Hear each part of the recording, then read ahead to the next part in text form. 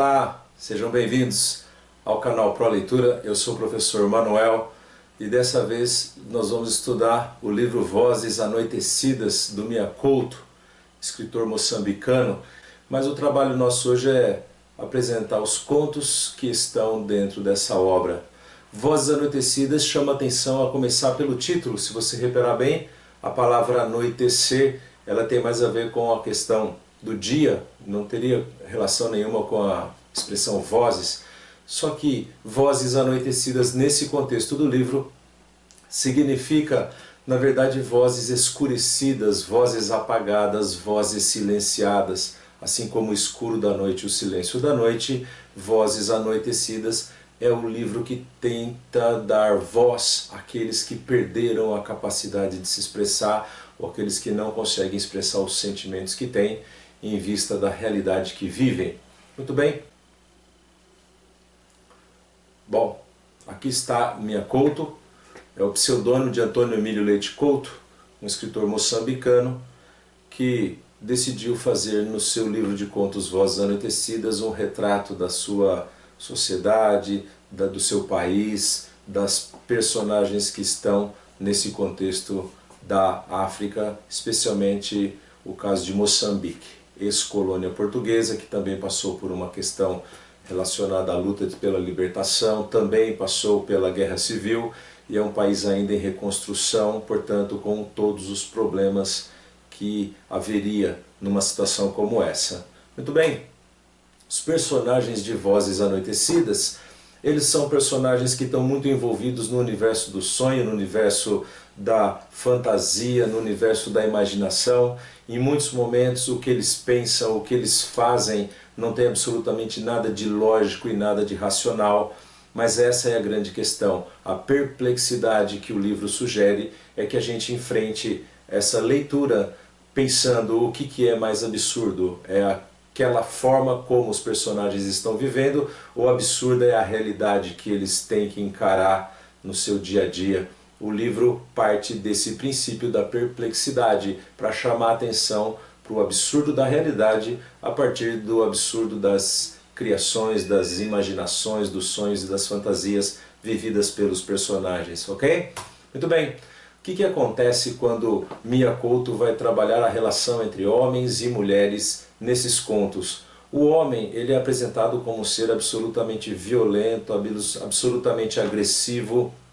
O homem, ele representa a perdição, enquanto a mulher, ela é vítima de toda essa circunstância, ela é vítima de toda uma história de opressão, ela é vítima de todo o machismo. E o que nós vamos encontrar também no livro, além da mulher que sofre a ação desse homem violento, na verdade é um mundo cheio de pessoas vítimas desse mundo opressor. São mulheres, são crianças, são velhos ou imigrantes, acabam se perdendo nas suas histórias, na loucura ou na ignorância, e esse é o momento de entendermos o sentido de Vozes Anoitecidas. São aqueles que não têm voz, cujas vozes foram silenciadas. Muito bem, no seu texto de abertura para o livro, Mia Couto escreveu o seguinte: confrontados com a ausência de tudo, os homens abstêm-se do sonho, desarmando-se do desejo de serem outros. Existe no nada essa ilusão de plenitude que faz parar a vida e anoitecer as vozes. O estado de miséria, o estado de abandono, o estado de pobreza, ele é tão grave, ele é tão sério, que ele acaba silenciando até o pensamento, ele silencia as vozes, ele diminui a vida, ele faz com que a vida seja limitada e, na maioria das vezes, uma vida fracassada. Muito bem, vamos começar a resumir os contos. O primeiro conto do livro chama-se A Fogueira. Os dois personagens protagonistas não têm nomes, eles são um casal de velhinhos. E nesse início de conto nós temos uma conversa do velhinho com a esposa e ele diz para ela o seguinte: se você sobreviver à minha morte, ou seja, se eu morrer primeiro que você, quem é que vai sepultar você?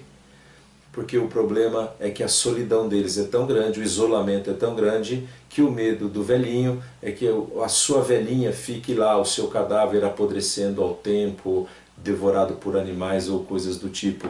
Então a velhinha fica pensando, e o que faremos então nesse caso? o velho sugere então que ele antecipe um pouco as coisas e que ele cave a cova da esposa. Bom, durante o trabalho de cavar essa cova, acaba sendo esse velhinho atingido por uma chuva muito forte, e por conta da chuva ele pega uma espécie de resfriado e ele acaba ficando muito doente, febril, e à noite então ele acaba conversando com a esposa, sugerindo o quê? Que ele a mate então para antecipar esses acontecimentos e que já dê logo fim a esse drama dele sofrer com o que seria da esposa caso ela sobrevivesse à sua morte. Bom, o velho está tão fraquinho que ele não consegue matar a esposa e ele diz para ela: vamos dormir e amanhã cedo, então com as forças recuperadas, eu mato você e sepulto você. Ora, nessa noite, nesse momento, os dois estão deitados e dormindo, a velhinha sonha, ela sonha com uma família grande, ela sonha com uma casa bonita, ela sonha com alimentos sobre a mesa, ela sonha com uma realidade que ela não tem, que ela não conhece. E aí ela sonha com uma fogueira. No sonho ela imagina aquela fogueira crepitando, aquele fogo aquecendo a casa, e aí ela encosta no seu velho e ela percebe que o velhinho está morto. Ora, uma interpretação possível para esse conto seria que o drama é tão grave, o drama é tão grande que aqueles que querem viver não conseguem e os que decidem morrer também não. Isso é muito sério porque envolve uma condição total de abandono e impotência diante da realidade que se vive. Vamos para o segundo conto. O segundo conto é o último aviso do corvo falador. Aqui nós temos personagens nomeados. O personagem principal é o José. José, ele passa por uma situação bastante fantástica. Ele está no meio de uma praça quando de repente tem uma ânsia de vômito e vomita um corvo. Exatamente essa ave que aparece aqui na sua imagem. O corvo é uma ave que tem fama agourenta, ou traz azar, relativo à morte, relacionado à questão das bruxas, enfim. O José, então, depois que vomita o corvo, percebe que o corvo não só está vivo, mas ele fala, só que ele fala num dialeto que ninguém consegue entender, a não ser o próprio José. A partir disso, José se diz para a sua sociedade, para o seu grupo lá, que ele é um adivinho e que o corvo, na verdade, revela para ele coisas do futuro. Muito bem, uma das primeiras clientes do José vai ser a Dona Cândida. Dona Cândida está sofrendo porque ela casou-se num segundo casamento com um indiano, seu Sulemani, e o Sulemani está tendo ataques convulsivos graves e ela está muito preocupada e ela quer saber por que os ataques de convulsão. E aí o nosso amigo José então explica para ela que tem a ver com a alma do primeiro marido, falecido marido Evaristo. Evaristo estaria enciumado, estaria magoado com o fato de que ela se casou de novo. Muito bem, o que acontece então é que o nosso amigo José vai dar uma possibilidade de solução desse problema. Ele sugere que as roupas do falecido marido sejam ofertadas como sinal de respeito à sua memória, à sua alma, mas a mulher afirma que já havia se desfeito das roupas porque era a tradição do local. Assim que o marido falecesse, as mulheres enterravam suas roupas para eliminar de vez a existência daquela pessoa na vida social dela. Muito bem, o José então sugere, já que não tem as roupas do falecido marido, que sejam então as roupas do atual marido, numa demonstração de humildade e respeito à memória do falecido. O José acaba pegando essas roupas e em casa bebeu, ficou um pouco mais motivado, achou bonitas as roupas e decidiu vestir as roupas. Só que as roupas que ele está vestindo pertencem ao atual marido, o marido vivo, o Sulemani. E quando sai à rua, então vestido com as roupas do Sulemani, o José é flagrado pelo próprio Sulemani, que não entende por que alguém está com as roupas dele. E então o Sulemani parte para cima do José e vai surrá-lo. Na medida em que ele está surrando, né, socos e pontapés, o José se desequilibra e acaba caindo, e ele está com o corvo. Nesse momento ele cai sobre o corvo e acaba esmagando com o próprio peso do corpo a ave que falava supostamente o futuro. Muito bem, Então José, depois que acidentalmente mata o corvo, ele diz para as pessoas que estão ali em volta: olha como eu posso prever o futuro, o senhor Sulemane vai ter agora uma convulsão, ele vai ter um ataque. E de fato o seu Sulemane começa a convulsionar, e aí então José ganha fama de quem sabe tudo, quem é capaz de prever o futuro. Ora, então daí, passado algum tempo, José decide ir embora da vila. Ele não quer mais morar ali. Não fica muito claro o porquê, mas ele decide ir embora. Só que a população, quando percebe que José não mora mais ali, acha que José foi embora porque uma desgraça iminente está ali para acontecer com a vila. Eles ficam assustados, esperando uma grande tragédia. O resultado é que, por superstição, todo mundo acaba abandonando o lugar para outro, porque achou que o José teria previsto o fim, uma tragédia qualquer para a vila. Ok? Esse conto narra a importância da superstição, o quanto pesa a superstição na decisão e nas escolhas da pessoa. Não dá para se saber se o José realmente conversava com o corvo, se há alguma verdade nisso tudo que ele pregava. O que importa é que as pessoas acreditaram. Ok? Vamos lá? Terceiro conto. Terceiro conto da obra O Dia em que Explodiu uma Bata Bata. É um conto que começa de forma bastante interessante. De repente o boi explodiu. É assim que começa o conto. Um boi, ou uma bata-bata, estava lá pastando e de repente explodiu. Pedaços de boi para todos os lados. E aí o seu pastor, o homem que cuidava ali dos animais que estavam pastando, ele entrou em pânico. Ué, como que pode explodir um boi? O que poderia ter acontecido? E aí, imaginando que o seu tio Raul, que era o dono dos bois, ia culpá-lo por aquilo, mesmo que não se soubesse a causa, ele foge. Então o pastor, o Azarias, ele simplesmente larga os animais ali e ele vai embora, ele procura um lugar para se esconder, porque ele não quer aguentar a bronca do tio. Bom, naquela noite o tio percebe que os animais não foram guardados, eles estão ali ainda no pasto, está furioso com o sobrinho, imaginando por que ele teria ido embora e largado os animais lá, quando chegam os soldados. Os soldados vêm ali para conversar com os moradores, avisar que foram identificadas a presença de minas terrestres na região e que já havia tido alguns acidentes. E aí se compreendeu, o boi na verdade tinha pisado numa mina e por isso explodiu.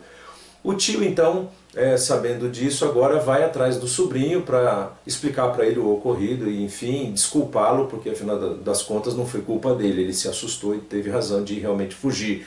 O que acontece é que quando o tio localiza o Azarias, conversa com ele de longe, explica que ele pode voltar, que não vai haver nenhum problema, o Azarias então decide voltar. Tio, realmente o senhor não está bravo comigo? Não, então tá, então eu vou voltar. No que ele está ali atravessando, né, o caminho para chegar até o tio, ele próprio pisa numa mina e explode. É o que se diz normalmente, se não fosse trágico, seria cômico, né? Fugiu porque um animal explodiu e depois, quando descobre por que o animal explodiu e a realidade da mina, ele próprio é vítima dessa mina. Essa é uma realidade em muitos lugares de África, após as grandes guerras que houve por lá, as guerras civis. Há territórios absolutamente, né, coalhados de minas terrestres e uma imensa quantidade de pessoas fica mutilada, quando não morta, todos os anos por conta dessas minas, ok? Próximo conto, Os Pássaros de Deus. Esse conto fala de um personagem chamado Ernesto Timba. O Ernesto Timba, ele é um pescador, um homem simples, um sujeito muito pobre, vive do que consegue pescar ali com a sua canoa no rio. E um belo dia, um pássaro simplesmente cai na sua canoa. Do céu, do nada, o pássaro cai na sua canoa e ele não sabe o que fazer com aquilo. O pássaro não está morto, o pássaro está só desmaiado e volta, né? O pássaro se recupera e ele acredita então que esse pássaro teria sido enviado por Deus. O motivo ele não sabe e também não quer questionar. Ele acha que é uma questão de um milagre e não se pode discutir os milagres. Um segundo pássaro também cai e ele entende que aqueles dois pássaros são um casal. Levados para casa, o Ernesto começa então, faz uma espécie de cercado, lá uma grade para poder proteger esses animais, e ele começa a tratar desses animais. O problema é que o Ernesto está tendo que tirar comida da própria família para alimentar esses bichos, e ele acha que Deus vai recompensá-lo de alguma forma pelo trabalho que ele está fazendo. Ora, de tanto sofrer com a privação, a esposa briga com ele, os filhos brigam com ele, os vizinhos o criticam por manter ali aquelas aves sem ter a menor ideia do que elas significam. E o resultado é que a esposa acaba abandonando o Ernesto. Ele simplesmente fica sozinho. Ela vai embora com os filhos, procurar um lugar, um jeito de continuar sobrevivendo ali, sem que tenha que dividir de comer com aquelas aves. O resultado é que um belo dia, o nosso Ernesto Timba, ele está pescando e ele vê fumaça onde ele mora, e ele chegando em casa ele vai descobrir uma coisa terrível: um incêndio acabou de matar as duas aves que ele estava cuidando. Ele fica absolutamente frustrado, muito triste com aquilo.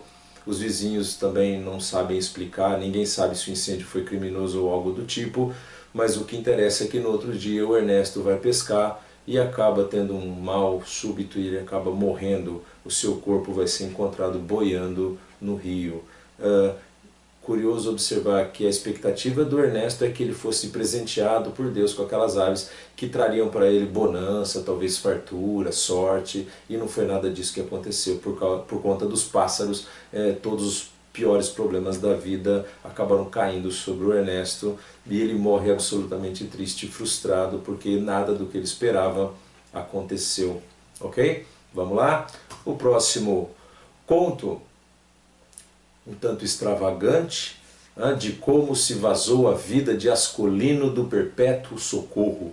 Na verdade, o Ascolino é um indiano, e é bom lembrar que em Moçambique você tem uma grande quantidade de imigrantes indianos, e vale a pena ressaltar: os imigrantes indianos sofrem muito preconceito, eles são muito discriminados, eles são, digamos, mais pobres que os próprios africanos em princípio, porque vão para a África para fugir da pobreza que tem em Índia.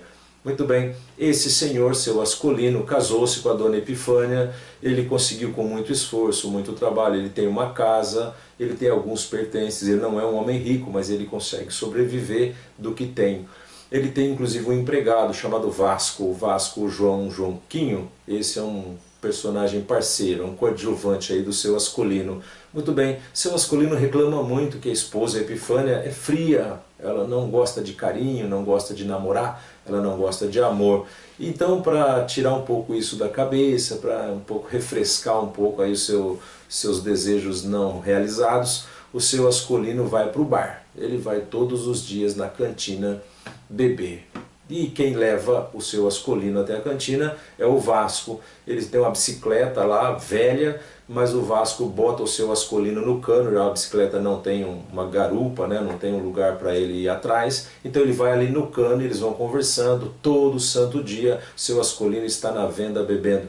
Bom, nesse dia em especial em que o conto privilegia enquanto fato da vida do seu Ascolino acabou arrumando uma briga meio sem querer. Falaram alguma coisa lá no bar sobre indianos, ele acabou dizendo eu sou indiano, a pessoa ficou meio indignada e acabou agredindo, ele toma um soco no rosto e ele acaba caindo. O Vasco chega, porque o Vasco estava um pouco longe dele, quando chega ele diz, ó, preciso ir embora, não quero mais confusão, me agrediram aqui no bar, vamos embora. Ao ir embora, os dois estão alcoolizados e acabam caindo com a bicicleta num buraco da estrada, na margem da estrada ali, e tentando se arrumar, tentando se encontrar, já está escuro, eles acabam não conseguindo ficar em pé. Eles estão muito bêbados, não tem como retomarem a caminhada para casa, não tem como voltar para casa. E acontece um fato bastante curioso: o seu Ascolino, na sua alucinação ali de bêbado, enfim, ele tenta beijar o Vasco fica indignado, diz que não é dessas coisas, ele percebe que não há maldade do seu Ascolino, mas aquela coisa de homossexualidade não caiu bem na cabeça do Vasco. Os dois acabaram dormindo espalhados ali pelo chão.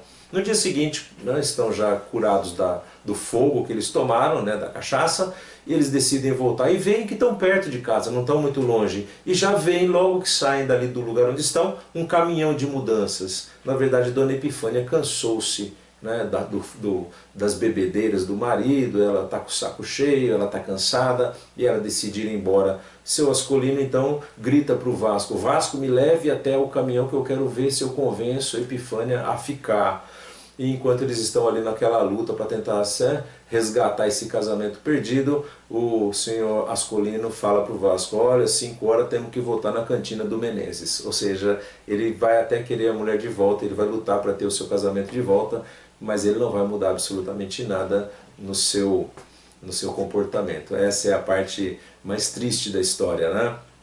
Ele não quer a esposa, ele quer só o casamento, a realidade dele é mesmo a realidade da fuga através da bebida todos os dias lá na cantina, ok? Aqui a gente encerra a primeira parte dessa aula. Na segunda parte a gente continua a análise dos outros contos e depois falamos um pouquinho das características da linguagem que o Miyakoto usa ao compor esses contos, ok? Não deixe de assistir a segunda parte, a gente continua, ok? Um abraço, até lá!